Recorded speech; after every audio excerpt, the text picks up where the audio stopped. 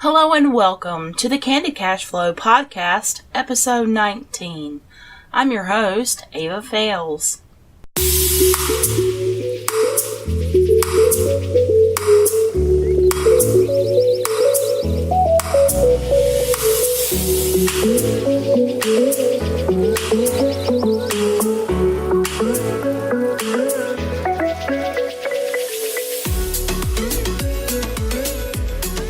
This episode is sponsored by Audible. If you still haven't found the perfect listen for your chill time or commute, try the world's largest library of audiobooks.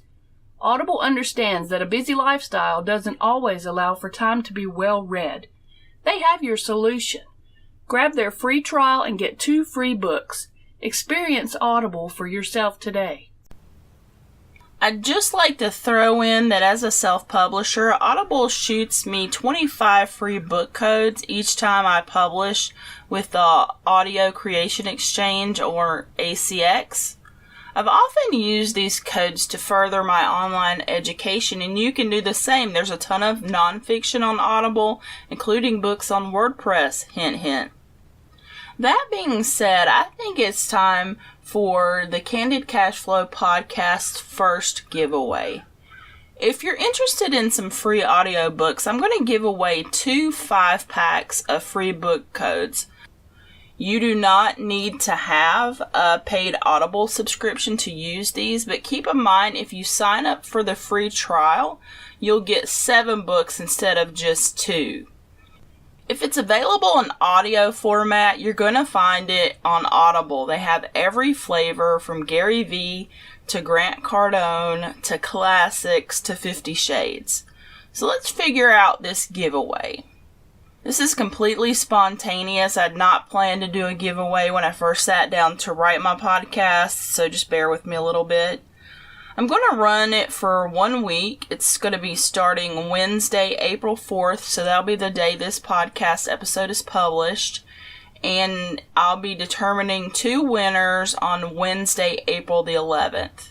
I'm not going to make you jump through a lot of hoops. To qualify, simply sign up for my email list at my website. There are opt-in forms located at the top and in the right sidebar on every page at heyoava.com. From this list of emails, I will select 2 winners on the 11th completely randomly. You do not have to be present to win, and I will send you an email to notify you of your forthcoming prize. Now, on to WordPress. So WordPress was released in May of 2003, so it will be celebrating 15 years very soon. I first started using it in 2006, and I've had a WordPress site constantly since then, although it hasn't always been the same website. In these last 12 years, I've learned a lot, but I also came to the table with background knowledge. I used LiveJournal and Blogger in the past, and that gave me kind of a basis for my understanding of how a blogging platform like WordPress functions. Let me interject here and say that WordPress often gets dismissed as just being a blogging platform, but it is so much more than that, and we'll get to the more a little bit later. Since its inception, it has gone on to power some of the more popular sites on the web like Mashable and TechCrunch. As of this writing, it powers up to 29% of the websites online total worldwide. That's more than a quarter of all the websites out there. I work pretty much exclusively with WordPress, and I'm going to tell you why in this broadcast, so don't go anywhere. So, why should you choose WordPress? Well, maybe you shouldn't. It really depends on what you want to do online and how far you want to take your site. If you're just dabbling, try something free like Wix, Weebly, WordPress.com, or Blogger. If you think that your dabbling could possibly turn into more, go with WordPress.com. At least you'll have a leg up on how to use self-hosted WordPress. Yes, there are 2 WordPresses. First, There's WordPress.com, which is the free blog arm, where you get a blog and a subdomain like yourblog.wordpress.com. Not ideal, but fine for learning. You can also redirect a domain like yoursite.com to a free WordPress blog, but it has limitations. You can't use, I don't think they allow affiliate links and things like that. Second, you have WordPress.org. This is the self-hosted software version of WordPress that is also free. In order to utilize it, you need a web host where you can install the software. Most web hosts have one-click installs of WordPress that make this really easy. If you're serious about getting online and creating a sustainable business, I wholeheartedly recommend the second option. There's a bit of a learning curve ahead, though. If you've never used a blogging platform of any kind before, there's going to be a learning curve with WordPress. It is so much easier to use now than it used to be. When I started 12 years ago, you had to upload your plugins and your themes to WordPress using FTP. Some genius eventually built these installs into the dashboard. Still, the WordPress dashboard can be an intimidating place. As a bonus to accompany this episode, I have some how-to WordPress stuff that I wrote for Steemit, which I will compile into an ebook for you. So be sure to grab the show notes at heyoava.com/episode 19 to get a link to that free ebook. Let's talk about some of the types of websites you can build with WordPress. It actually might be easier to list the types of sites that you can't build with it. I'm just going to briefly talk about the types of sites I've built with WordPress, and perhaps a few I haven't, but know are possible. Blogs are a given, but I've also built static websites with WordPress that don't include a blog.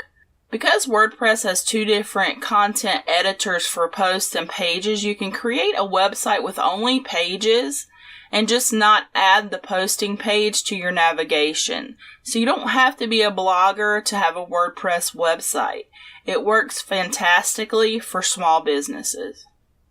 I've built e-commerce sites on WordPress using their own plugin called WooCommerce. I've also used a platform called Ecwid to build out stores and shopping carts on WordPress. They both run effectively and get the job done, and both of them have free features as well as paid ones. And they build a good-looking online store. You can't really tell the difference between that and something like Shopify. You can create a membership site with WordPress and have private areas that only members can view. You can place your membership easily behind a paywall and generate monthly revenue from your premium content. I'll include an image gallery of some of the sites I've created with WordPress at the end of the blog post corresponding with this episode, so be sure to grab that link in the description. Finally, I've built forums on WordPress as well where users could gather and discuss topics surrounding a common theme. There's just not much you can't do with a WordPress site. I do not even endeavor to know what all it can do. So in researching for this episode, I found a few naysayers, and that's just going to be the lay of the land when you've been around as long as WordPress. I wanted to address the points in one particular article from a website called JPW Design Studio, one at a time, and I'm just going to paraphrase these 7 points and my rebuttal.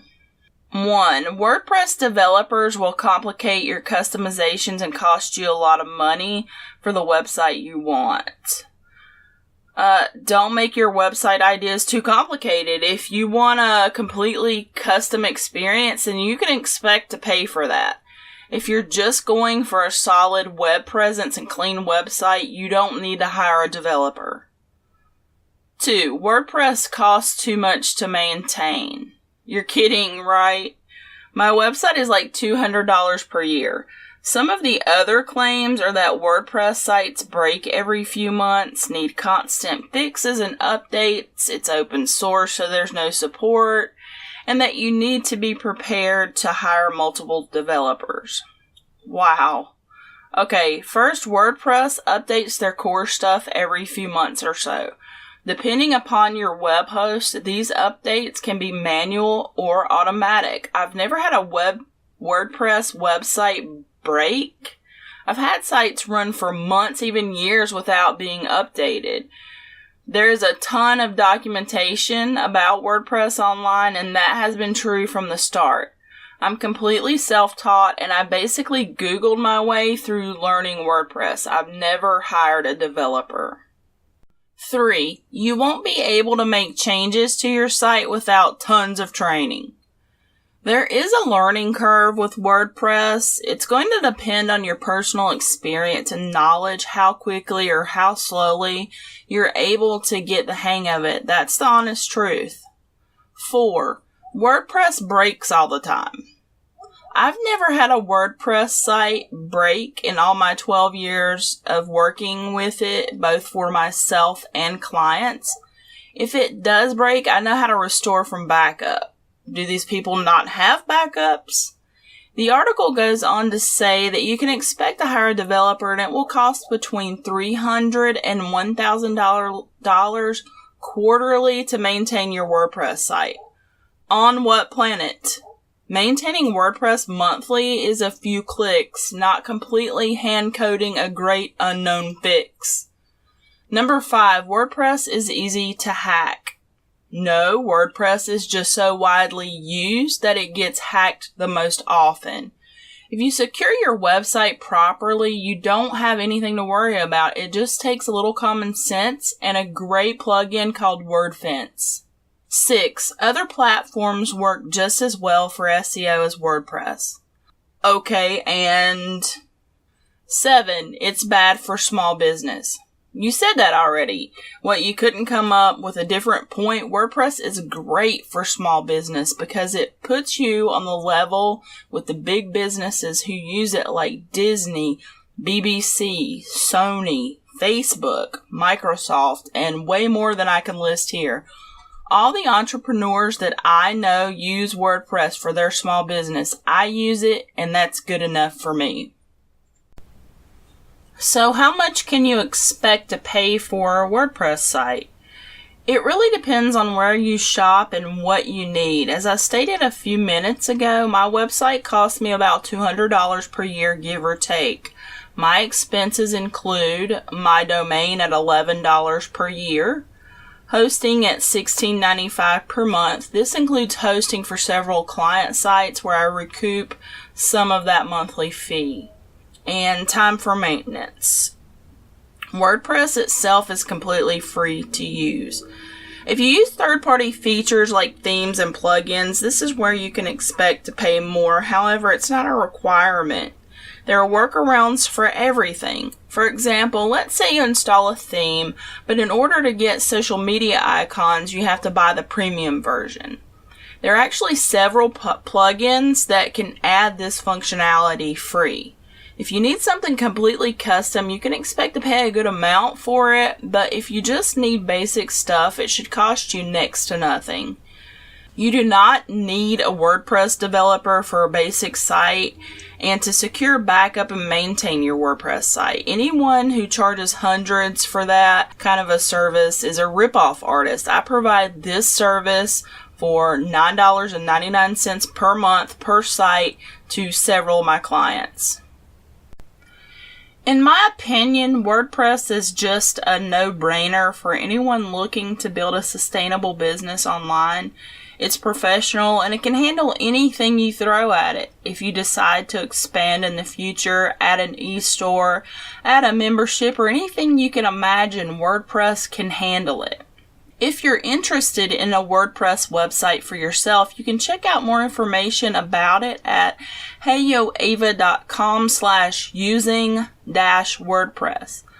There's a button on that page where you can send me a direct email if you have any questions regarding WordPress, how to use it, and the services I offer in relation to WordPress.